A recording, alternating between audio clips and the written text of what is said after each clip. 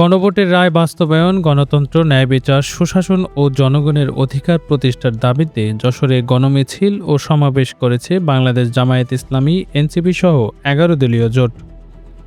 শনিবার বিকেলে শহরের ঈদগাহ মোড় থেকে শুরু হওয়া মিছিলটি দরাটানা ও চিত্রা মোড় প্রদক্ষিণ করে মণিহারে গিয়ে শেষ হয়।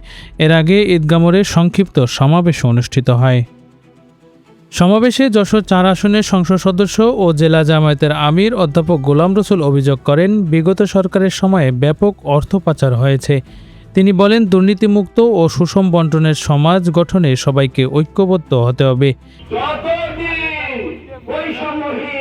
মানবিক ইনসাফ ভিত্তিক বাংলাদেশ প্রতিষ্ঠিত না হবে, দেশ নির্ভর না হবে, সবার আগে তার যোগ্যতা, তার প্রতিভার ভিত্তিতে দেশের প্রতিটা জায়গায় সততা দক্ষতার ভিত্তিতে যখন নিয়োগ হবে, তখনই বুঝতে পারবো জুলাই আন্দোলন আমাদের সার্থক হয়েছে।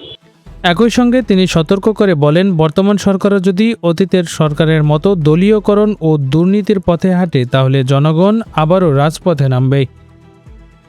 তিনি জুলাই আন্দোলনের কর্মসূচি সফল করতে সর্বস্তরের জনগণকে ঐক্যবদ্ধ হওয়ার আহ্বান জানান। সমাবেশে জেলা জামায়াত, এনসিপি, বাংলাদেশ খেলাফত মজলিস সহ ১১ দলীয় জোটের স্থানীয় নেতারা উপস্থিত ছিলেন। হাসান মাহমুদ, ধ্রুব নিউজ।